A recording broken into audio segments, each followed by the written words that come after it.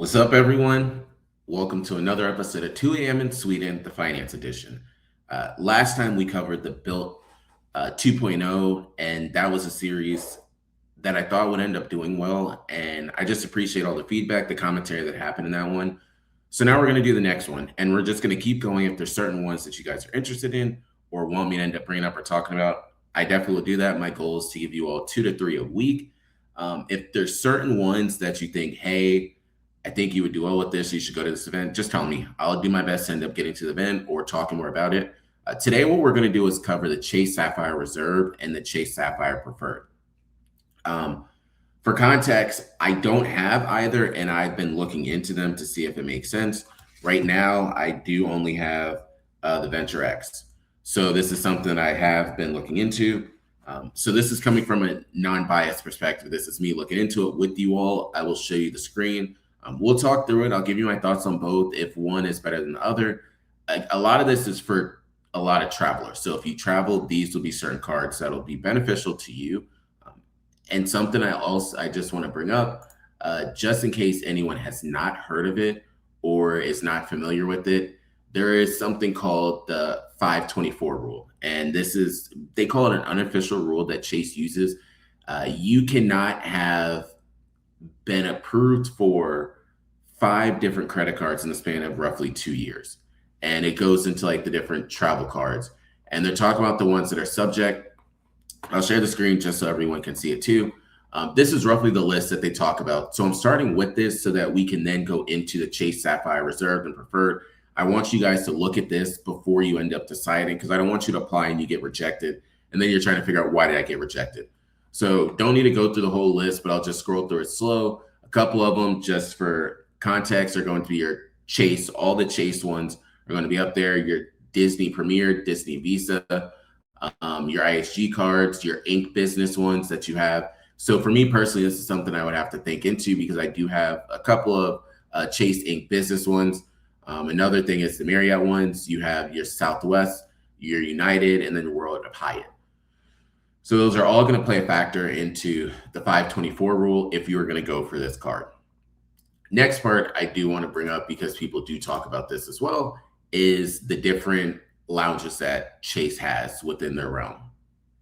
So this is just the Chase Sapphire lounges. Again, of course, some of these different cards, and we'll talk about it. Some of these cards, you can use the priority pass or various different ones, or there might be statuses within certain airlines.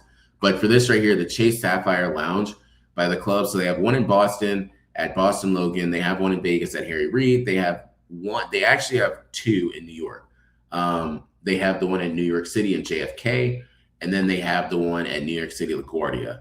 And then you have the Philadelphia one, you have the Phoenix one, you have the San Diego one, and then you have the reserve suites at LGA, so that's LaGuardia as well. The ones that they have coming soon are going to be your Dallas one and then your Los Angeles one. All right, probably pulled you in by looking at the lounges. Some of them are really nice. And now we'll get into the nitty-gritty of the stuff that's going on. Before we get into the fancy things, we're going to deep dive into what's the cost, what is the APR, because those are things that people are interested in. So for the Chase Sapphire Reserve, there is no introductory 0 APR. Some of them do offer that. I don't want to say lower tiered, but not on the higher ranking level right now as your Chase Sapphire and some of your Amex cards and then your Venture X. These are going to have straight annual percentage rate right out the jump. So that's 19.4 to 27, as you all can see. And then, of course, there's a balance transfer APR, then there's cash advanced APR. And then you also have to think about the late fees that you have. There is no minimum interest charge. The big thing that I do want to cover on this side, just before we go into everything else, is going to be the annual membership fee. So it is a higher annual membership fee. It's $795. That is, if you have a Venture X, you know that's around like $500. This one is $795. They do say they have a lot of benefits and perks, so we will talk on that side in a second. If you want additional authorized users, that's going to cost you roughly $200, so $195 to be exact. Transaction fees, so their balance transfer is going to be $5 or 5%, whichever is greater. Same with cash advance.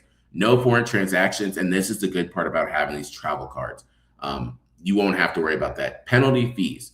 Late payments. Make sure if this is your first time, you're thinking about just your first one, or some people like, oh, we're getting married, let's get a good travel card together.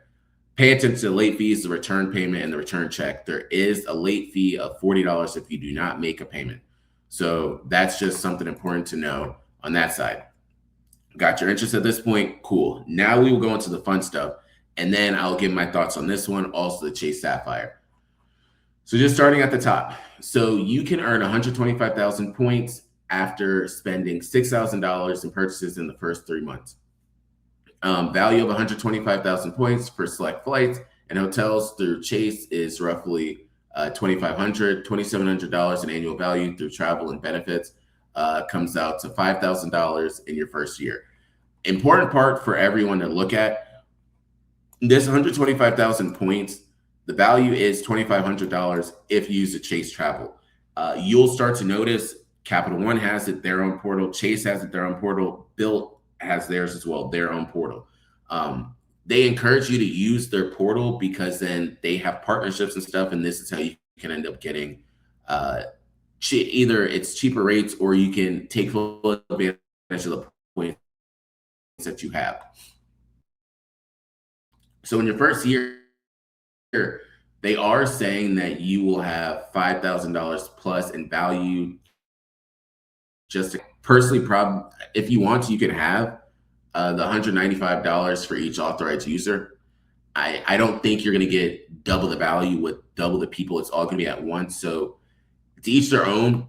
I might suggest just have two people open them up, two different ones. Is it going to be costly? Yes. But if you're looking at it for this total value, you're better off getting two separate ones.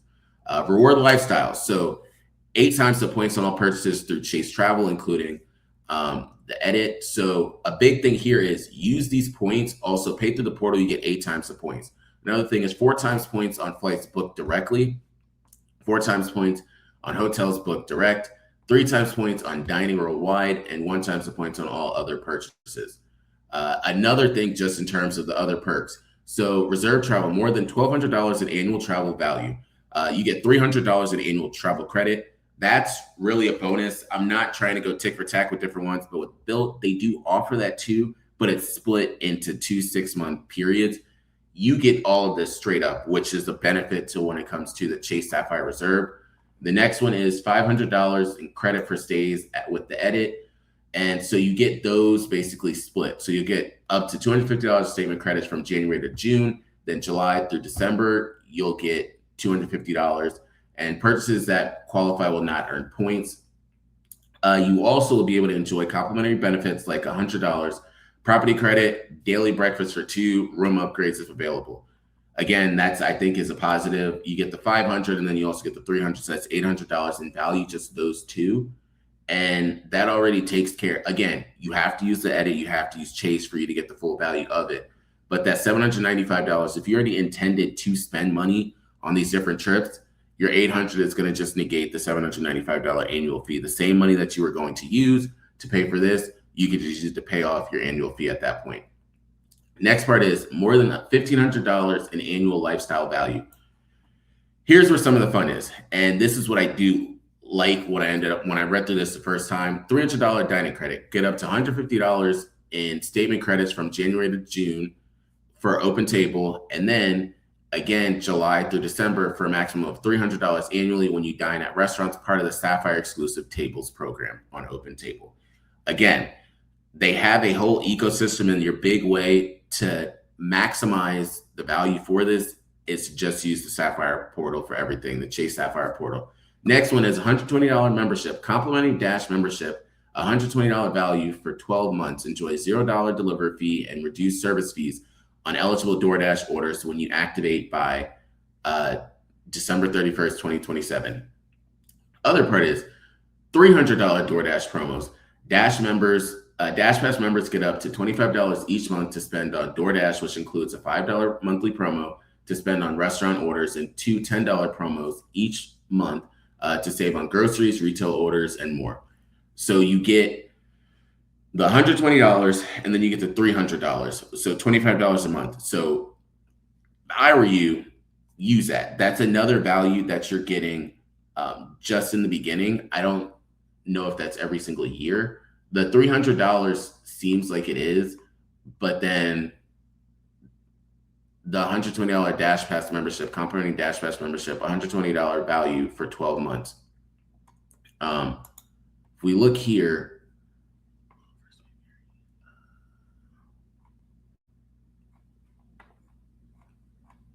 Priority Pass. Yeah, so we'll talk about Priority Pass in a second.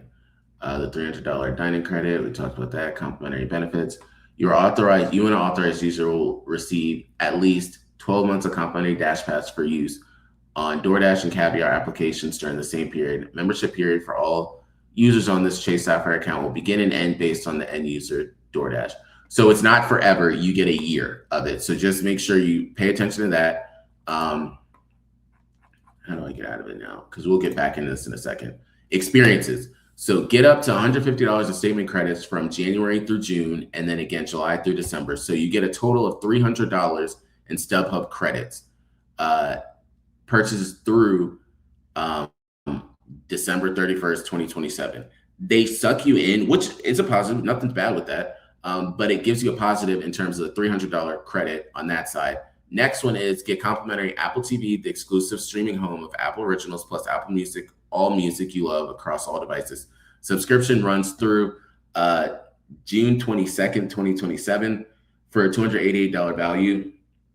So you're going to get a solid year and a half of good things. We've already looked at the Apple ecosystem you're going to get a part of, StubHub credit, $300, DoorDash, $120 and $300 in Open Table. The next one you have is Lyft. So Lyft members get access up to $10 in monthly in-app credits, up to $120 annual to use on rides through September 30th, 2027. So that's $120 there, $10 a month. And the final one that we do see here is going to be Peloton. Get $10 in statement credits per month on eligible Peloton memberships through December 31st, 2027 for a maximum of $120 annually. Activation required, of course. And then this is good until December 31st, 2027. Big thing is what I would do on a lot of this,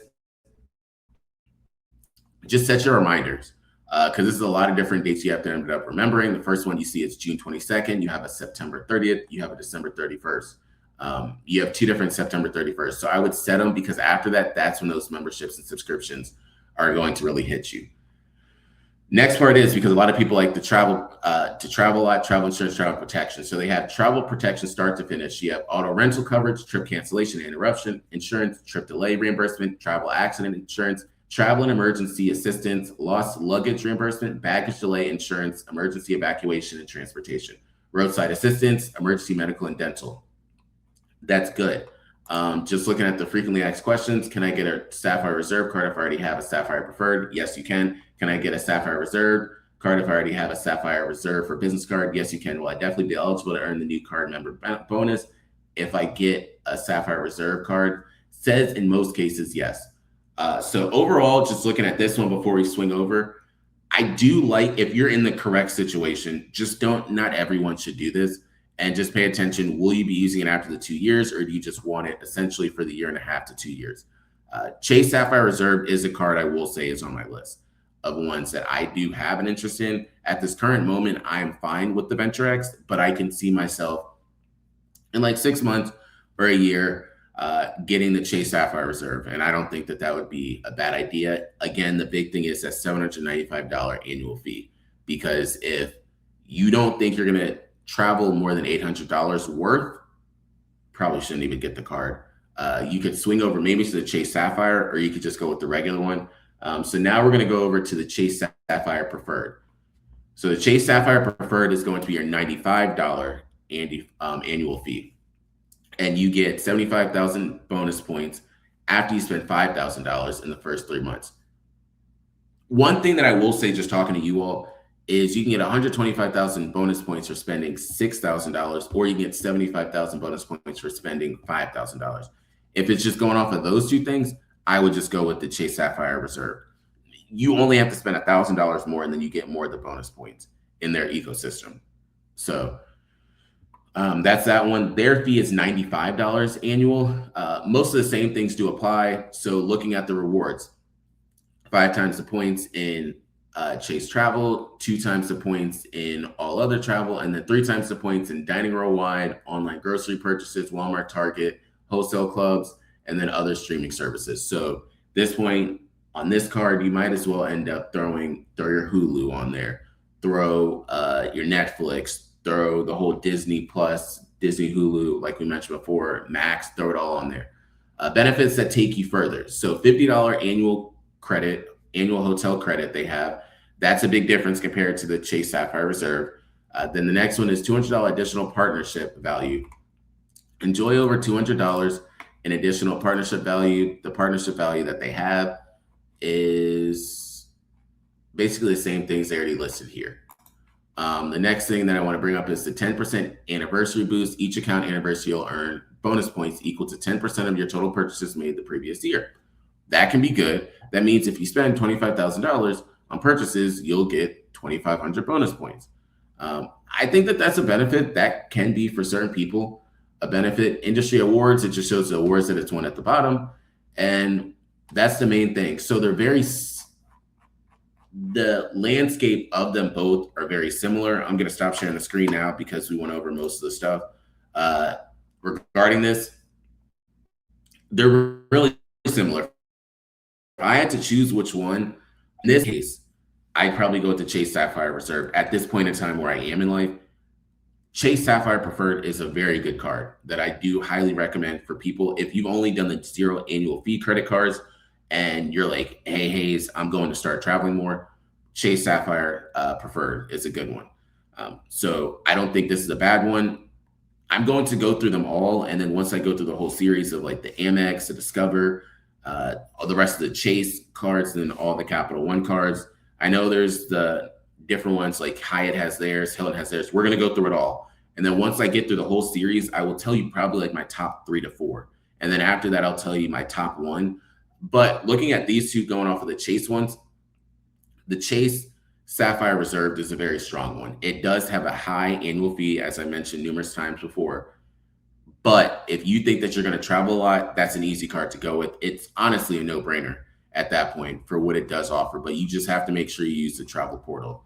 Because if you don't use the travel portal, then it's not really worth it.